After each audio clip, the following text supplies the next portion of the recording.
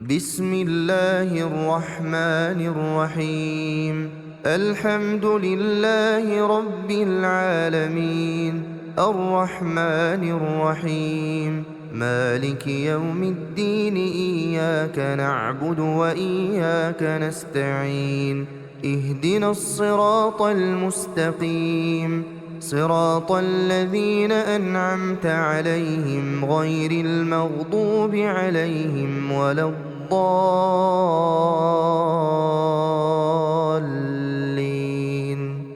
بسم الله الرحمن الرحيم. الله لا إله إلا هو الحي القيوم، لا تأخذه سنة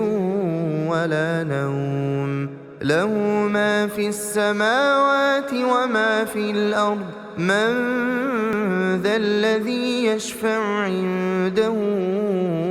إلا بإذنه، يعلم ما بين أيديهم وما خلفهم، ولا يحيطون بشيء من علمه إلا بما شاء. وسع كرسيه السماوات والأرض ولا يئوده حفظهما وهو العلي العظيم. بسم الله الرحمن الرحيم. قل هو الله أحد، الله الصمد، لم يلد ولم يولد ولم يكن له كفوا أحد. بسم الله الرحمن الرحيم.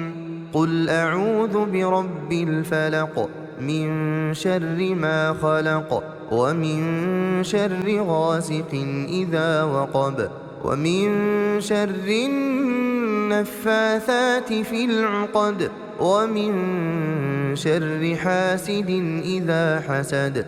بسم الله الرحمن الرحيم. قل أعوذ برب الناس، ملك الناس، إله الناس،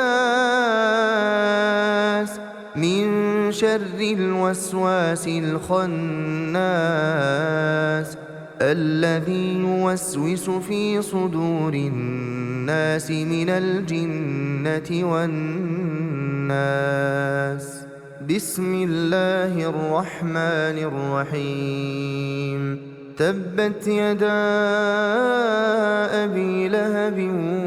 وتب، ما أغنى عنه ماله وما كسب، سيصلى نارا ذات لهب، وامرأته حمالة الحطب، في جيدها حبل من مسد. بسم الله الرحمن الرحيم. إذا جاء نصر الله والفتح، ورأيت الناس يدخلون في دين الله أفواجا، فسبح بحمد ربك واستغفره، إنه كان توابا. بسم الله الرحمن الرحيم. قل يا أيها الكافرون، لا أعبد ما تعبدون، ولا أنتم عابدون ما أعبد، ولا أنا عابد ما عبدتم، ولا أنتم عابدون ما أعبد، لكم دينكم ولي دين. بسم الله الرحمن الرحيم. إنا أعطيناك الكوثر، فصل لربك وانحر، إن شانئك هو الأبتر. بسم الله الرحمن الرحيم. أرأيت الذي يكذب بالدين، فذلك الذي يدع اليتيم ولا يحض على طعام المسكين. فويل للمصلين الذين هم عن صلاتهم ساهون الذين هم يراءون ويمنعون الماعون. بسم الله الرحمن الرحيم. لإيلاف قريش إيلافهم رحلة الشتاء والصيف فليعبدوا رب هذا البيت الذي أطعمهم من جوع وآمنهم من خوف. بسم الله الرحمن الرحيم. ألم تر كيف فعل ربك بأصحاب الفيل ألم يجعل كيدهم في تضليل وأرسل عليهم طيرا أبابيل ترميهم بحجارة من سجيل فجعلهم كعصف مأكول. بسم الله الرحمن الرحيم. ويل لكل همزة لمزة الذي جمع مالا وعدده يحسب أن ماله أخلده كلا لينبذن في الحطمة وما أدراك ما الحطمة نار الله الموقدة التي تطلع على الأفئدة إنها عليهم مؤصدة في عمد ممددة. بسم الله الرحمن الرحيم. والعصر إن الإنسان لفي خسر إلا الذين آمنوا وعملوا الصالحات وتواصوا بالحق وتواصوا بالصبر. بسم الله الرحمن الرحيم. ألهاكم التكاثر حتى زرتم المقابر كلا سوف تعلمون ثم كلا سوف تعلمون كلا لو تعلمون علم اليقين لترون الجحيم ثم لترونها عين اليقين ثم لتسألن يومئذ عن النعيم. بسم الله الرحمن الرحيم. القارعة ما القارعة وما أدراك ما القارعة يوم يكون الناس كالفراش المبثوث وتكون الجبال كالعهن المنفوش فأما من ثقلت موازينه فهو في عيشة راضية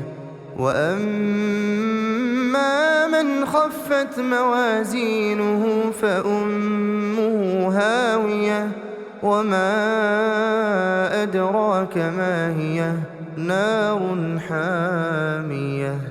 بسم الله الرحمن الرحيم. والعاديات ضبحا فالموريات قدحا فالمغيرات صبحا فأثرن به نقعا فوسطن به جمعا إن الإنسان لربه لكنود وإنه على ذلك لشهيد وإنه لحب الخير لشديد. أفلا يعلم إذا بعثر ما في القبور وحصل ما في الصدور إن ربهم بهم يومئذ لخبير. بسم الله الرحمن الرحيم. إذا زلزلت الأرض زلزالها وأخرجت الأرض أثقالها وقال الإنسان ما لها يومئذ تحدث أخبارها بأن ربك أوحى لها يومئذ يصدر الناس أشتاتا ليروا أعمالهم فمن يعمل مثقال ذرة خيرا يره ومن يعمل مثقال ذرة شرا يره. بسم الله الرحمن الرحيم. ياسين والقرآن الحكيم إنك لمن المرسلين على صراط مستقيم. تنزيل العزيز الرحيم. لتنذر قوما ما أنذر آباؤهم فهم غافلون. لقد حق القول على أكثرهم فهم لا يؤمنون. إنا جعلنا في أعناقهم أغلالا فهي إلى الأذقان فهم مقمحون. وجعلنا من بين أيديهم سدا ومن خلفهم سدا فأغشيناهم فهم لا يبصرون. وسواء عليهم أأنذرتهم أم لم تنذرهم لا يؤمنون. إنما تنذر من اتبع الذكر وخشي الرحمن بالغيب فبشره بمغفرة وأجر كريم. إنا نحن نحيي الموتى ونكتب ما قدموا وآثارهم وكل شيء أحصيناه في إمام مبين. واضرب لهم مثلا أصحاب القرية إذ جاءها المرسلون إذ أرسلنا إليهم اثنين فكذبوهما فعززنا بثالث فقالوا إنا إليكم مرسلون. قالوا ما أنتم إلا بشر مثلنا وما أنزل الرحمن من شيء إن أنتم إلا تكذبون. قالوا ربنا يعلم إنا إليكم لمرسلون وما علينا إلا البلاغ المبين. قالوا إنا تطيرنا بكم لئن لم تنتهوا لنرجمنكم وليمسنكم منا عذاب أليم. قالوا طائركم معكم أئن ذكرتم بل أنتم قوم مسرفون. وجاء من أقصى المدينة رجل يسعى قال يا قوم اتبعوا المرسلين اتبعوا من لا يسألكم أجرا وهم مهتدون. وما لي لا أعبد الذي فطرني وإليه ترجعون. أأتخذ من دونه آلهة إن يردني الرحمن بضر لا تغن عني شفاعتهم شيئا ولا ينقذون. إني إذا لفي ضلال مبين.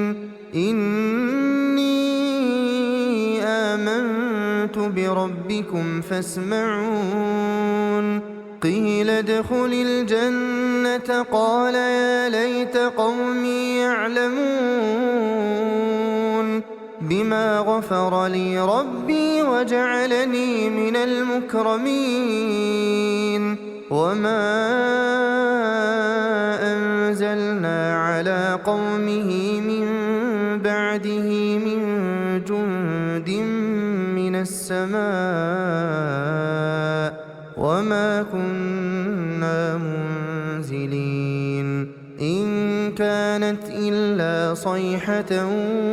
واحدة فإذا هم خامدون يا حسرة على العباد يا حسرة على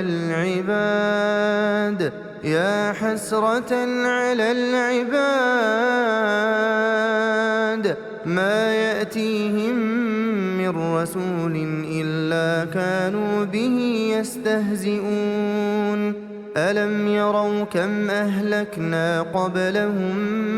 من القرون أنهم إليهم لا يرجعون وإن كل لما جميع لدينا محضرون وآية لهم الأرض الميتة أحييناها وأخرجنا منها حبا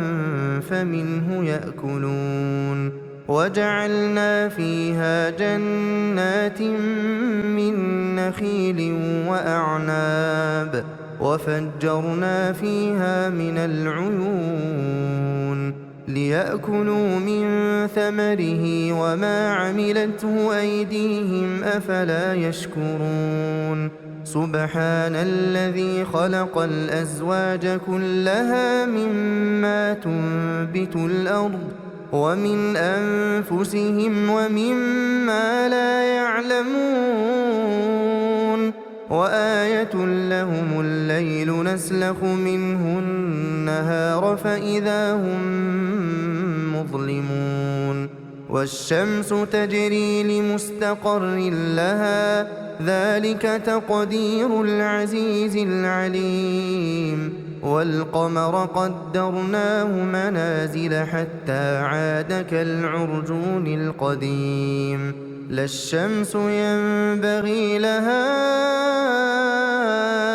أن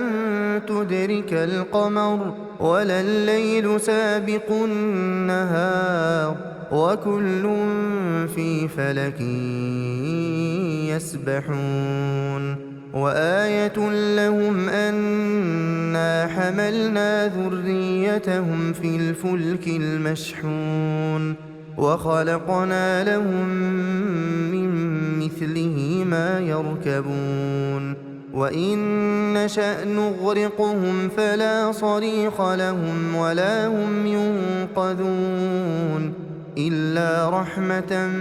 منا ومتاعا إلى حين وإذا قيل لهم اتقوا ما بين أيديكم وما خلفكم لعلكم ترحمون وما تأتيهم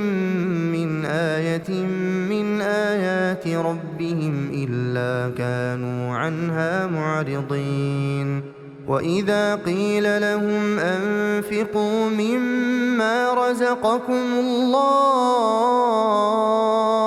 قال الذين كفروا للذين آمنوا أنطعم من لو يشاء الله أطعمه إن أنتم إلا في ضلال مبين ويقولون متى هذا الوعد إن كنتم صادقين ما ينظرون إلا صيحة واحدة تأخذهم وهم يخصمون فلا يستطيعون توصية ولا إلى أهلهم يرجعون ونفخ في الصور فإذا هم من الأجداث إلى ربهم ينسلون قالوا يا ويلنا من من مرقدنا هذا ما وعد الرحمن وصدق المرسلون إن كانت إلا صيحة واحدة فإذا هم جميع لدينا محضرون فاليوم لا تظلم نفس شيئا ولا تجزون إلا ما كنتم تعملون إن أصحاب الجنة اليوم في شغل فاكهون هم وأزواجهم في ظلال على الأرائك متكئون لهم فيها فاكهة ولهم ما يدعون سلام قولا من رب رحيم وامتازوا اليوم أيها المجرمون ألم أعهد إليكم يا بني آدم ألا تعبدوا الشيطان إنه لكم عدو مبين وأن اعبدوني هذا صراط مستقيم ولقد أضل منكم جبلا كثيرا أفلم تكونوا تعقلون هذه جهنم التي كنتم توعدون اصلوها اليوم بما كنتم تكفرون اليوم نختم على أفواههم وتكلمنا أيديهم وتشهد أرجلهم بما كانوا يكسبون ولو نشاء لطمسنا على أعينهم فاستبقوا الصراط فأنى يبصرون ولو نشاء لمسخناهم على مكانتهم فما استطاعوا مضيا ولا يرجعون ومن نعمره ننكسه في الخلق أفلا يعقلون وما علمناه الشعر وما ينبغي له إن هو إلا ذكر وقرآن مبين لينذر من كان حيا ويحق القول على الكافرين أولم يروا أنا خلقنا لهم مما عملت أيدينا أنعاما فهم لها مالكون وذللناها لهم فمنها ركوبهم ومنها يأكلون ولهم فيها منافع ومشارب أفلا يشكرون واتخذوا من دون الله آلهة لعلهم ينصرون لا يستطيعون نصرهم وهم لهم جند محضرون فلا يحزنك قولهم إنا نعلم ما يسرون وما يعلنون أولم ير الإنسان أنا خلقناه من نطفة فإذا هو خصيم مبين وضرب لنا مثلا ونسي خلقه قال من يحيي العظام وهي رميم قل يحييها الذي أنشأها أول مرة وهو بكل خلق عليم الذي جعل لكم من الشجر الأخضر نارا فإذا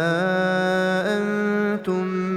منه توقدون أوليس الذي خلق السماوات والأرض بقادر على أن يخلق مثلهم بلى وهو الخلاق العليم إنما أمره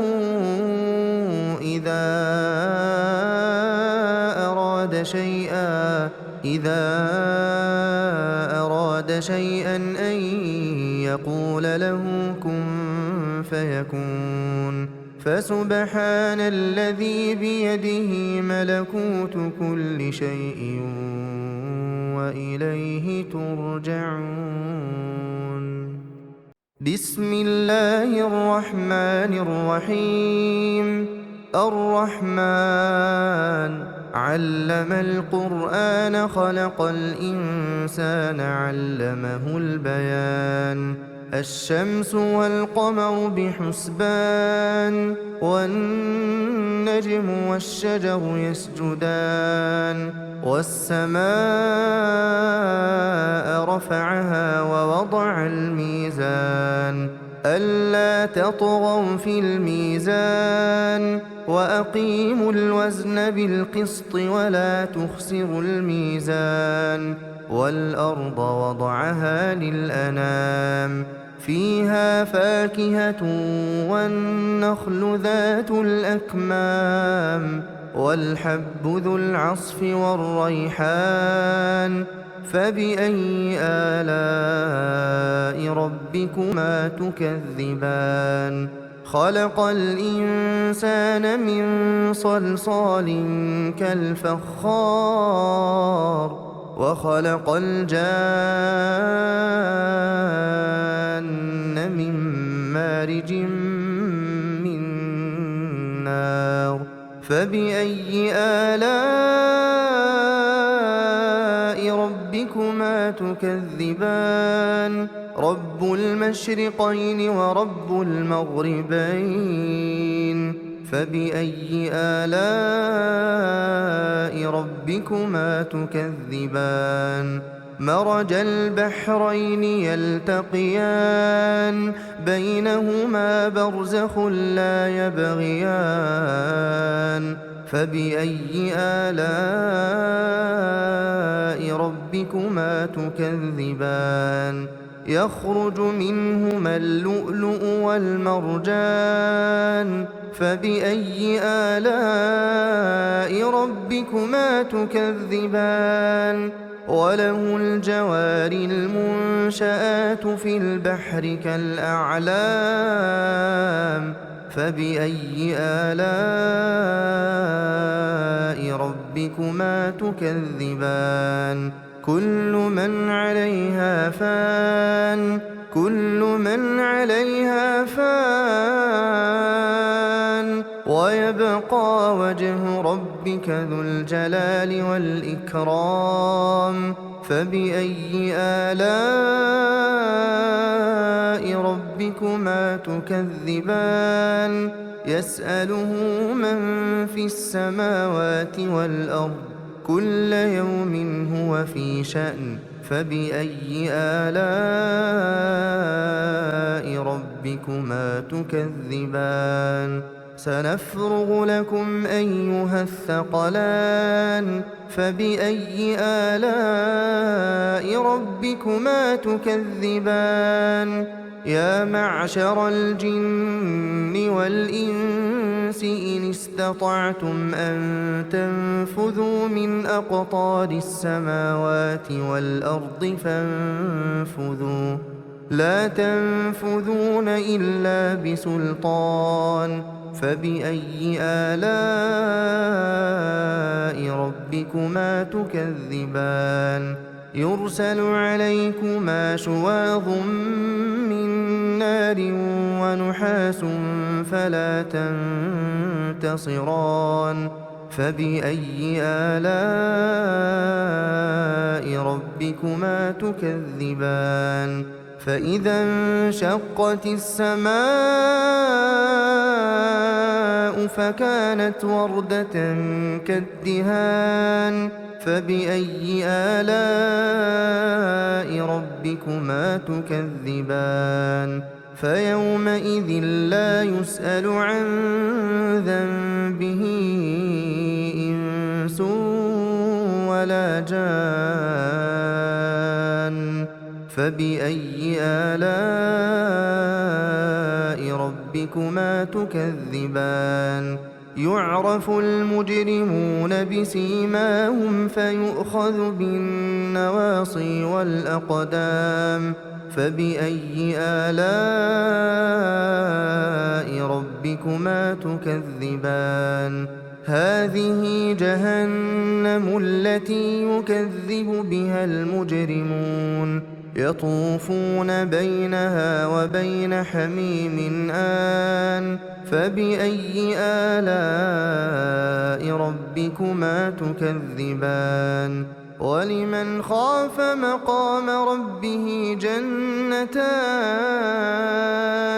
فبأي آلاء ربكما تكذبان ذواتا أفنان فبأي آلاء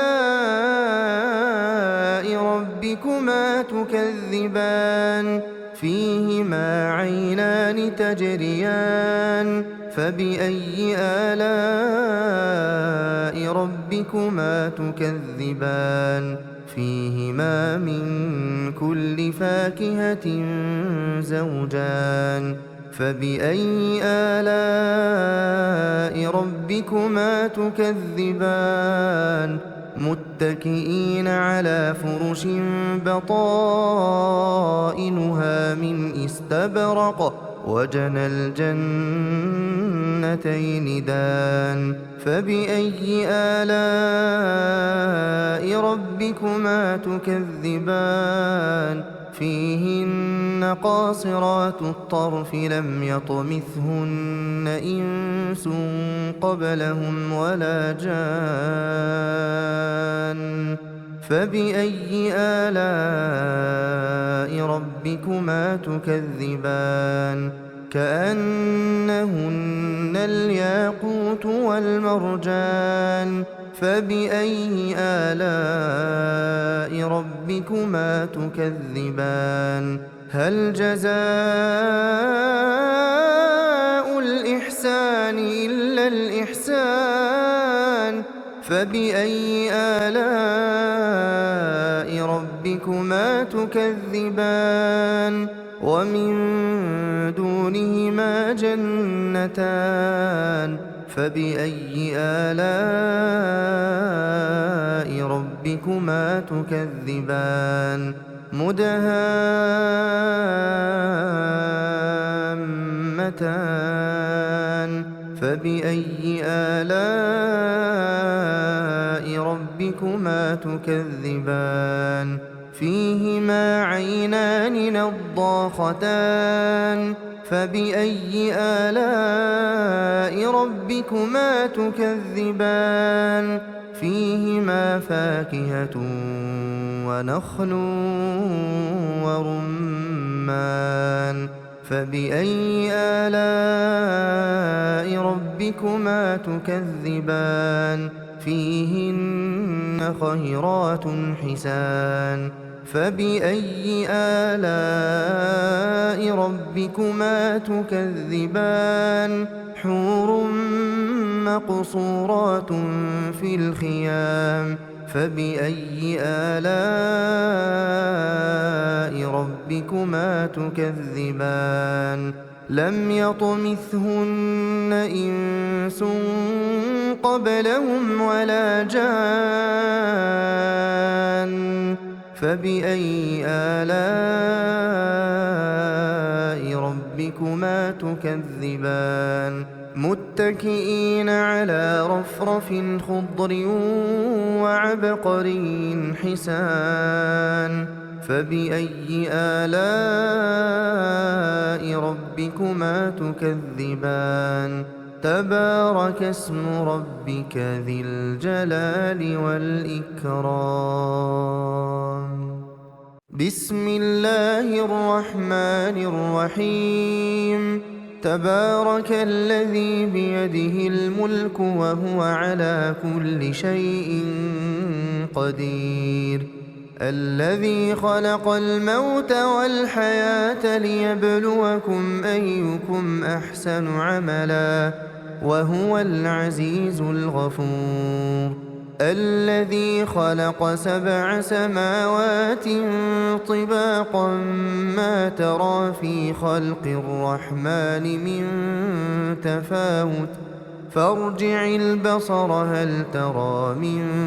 فطور ثم ارجع البصر كرتين ينقلب إليك البصر خاسئا وهو حسير ولقد زينا السماء الدنيا بمصابيح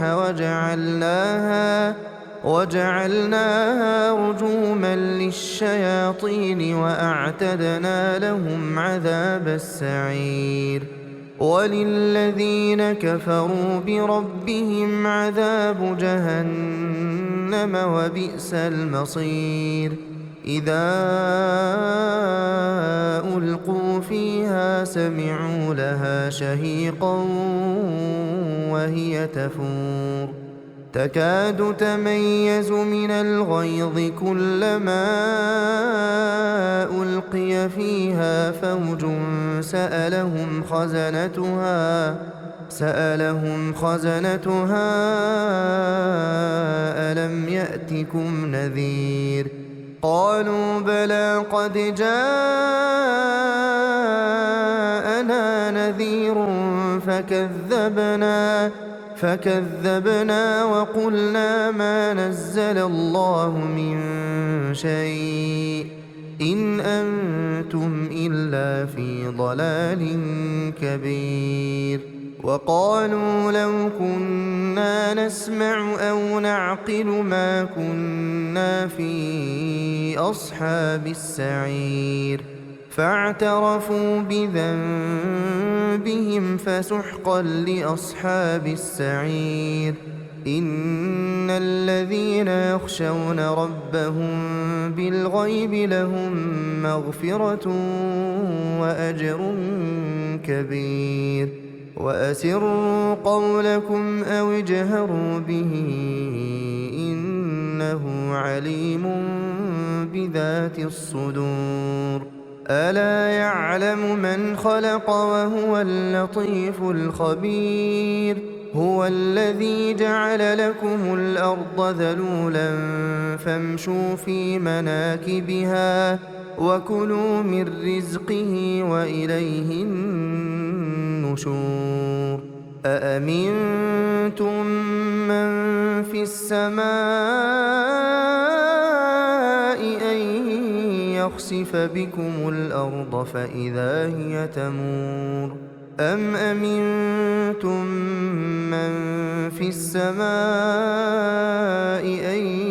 يرسل عليكم حاصبا فستعلمون كيف نذير ولقد كذب الذين من قبلهم فكيف كان نكير أولم يروا إلى الطير فوقهم صافات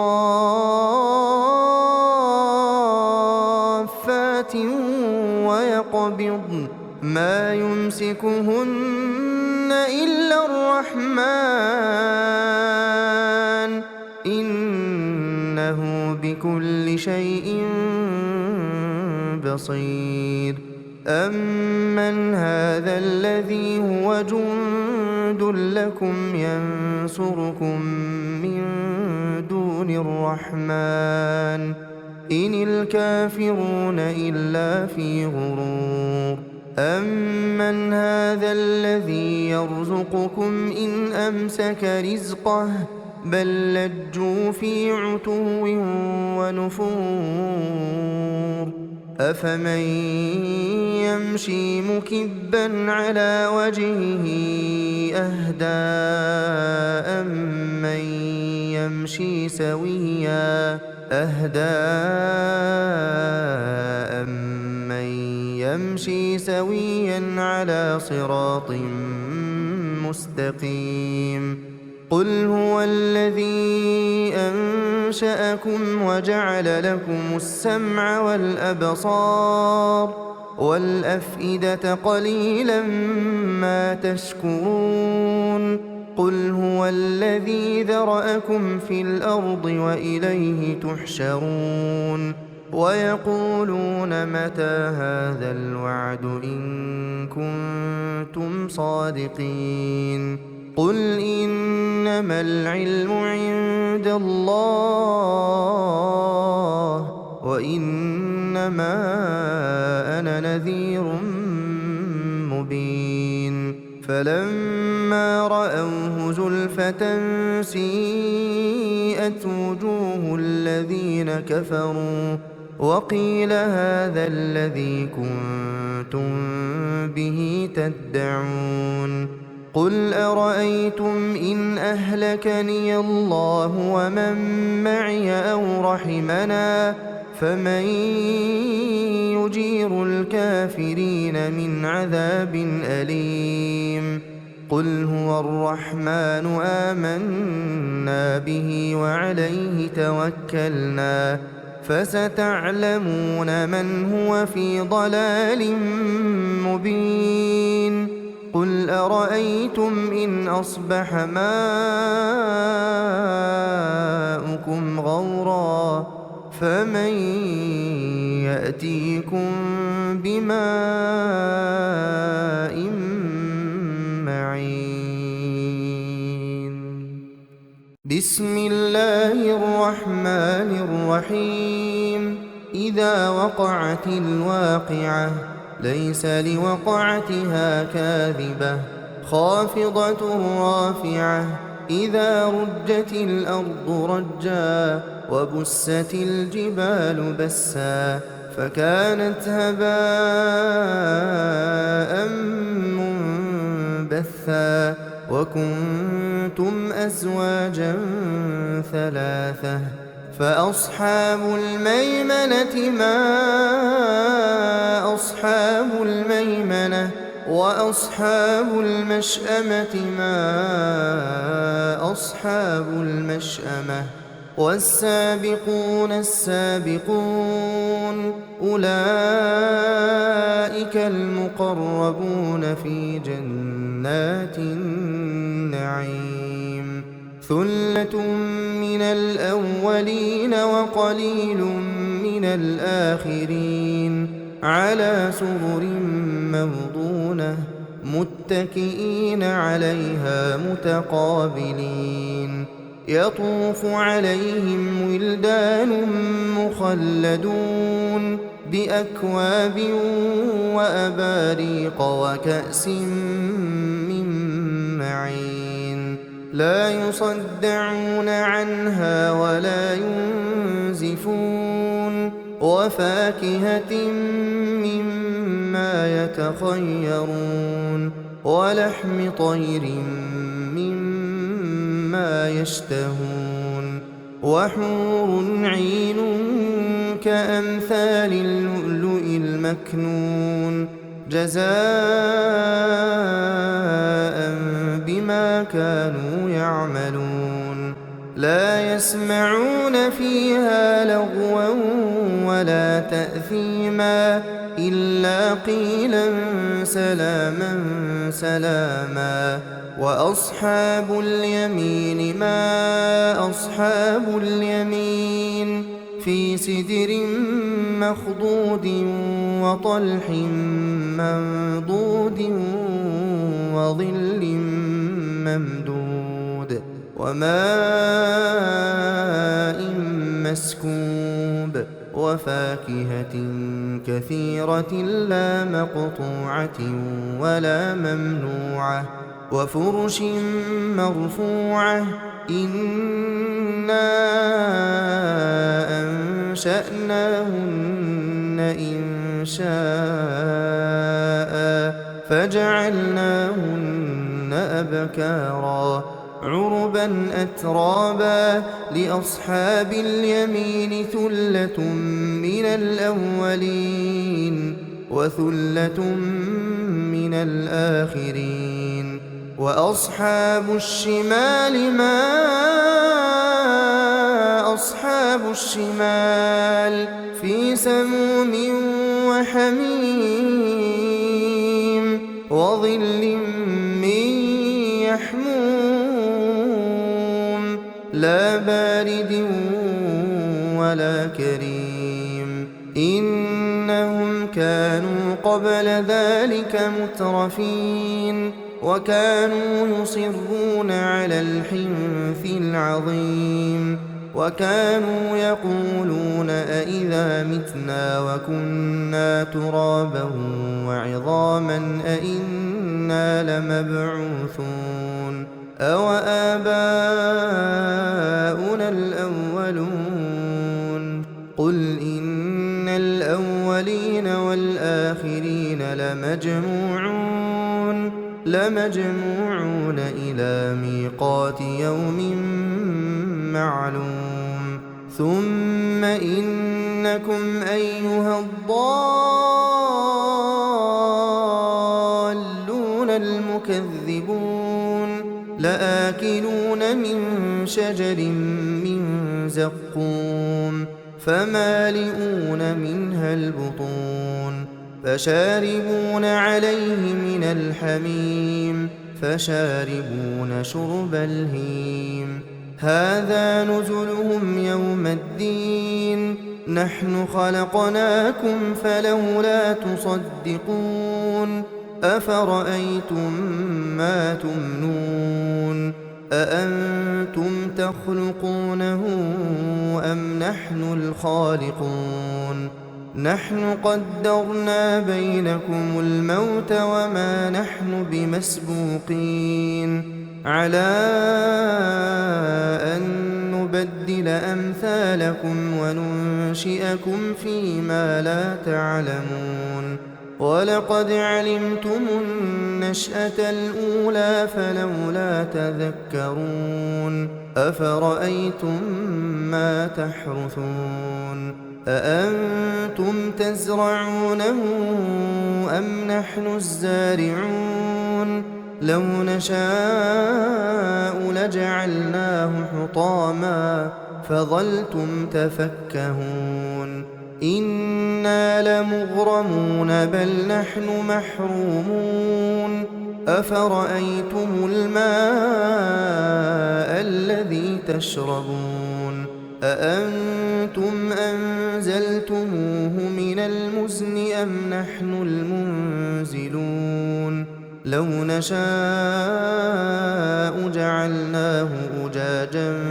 فلولا تشكرون أفرأيتم النار التي تورون أأنتم أنشأتم شجرتها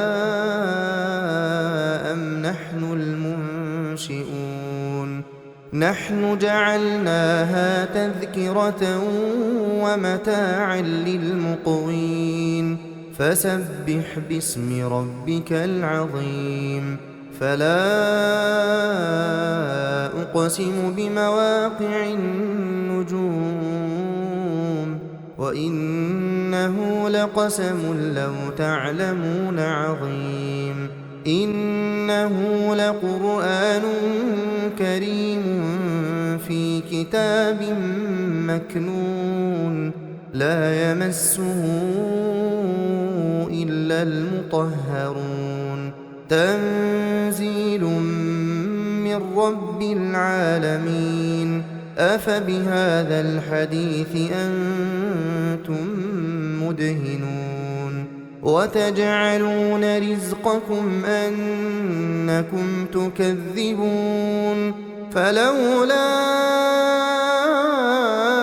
إذا بلغت الحلقوم وأنتم حينئذ تنظرون ونحن أقرب إليه منكم ولكن لا تبصرون فلولا إن كنتم غير مدينين ترجعونها إن كنتم صادقين. فأما إن كان من المقربين فروح وريحان وجنة نعيم. وأما إن كان من أصحاب اليمين فسلام لك من أصحاب اليمين. وأما إن كان من المكذبين الضالين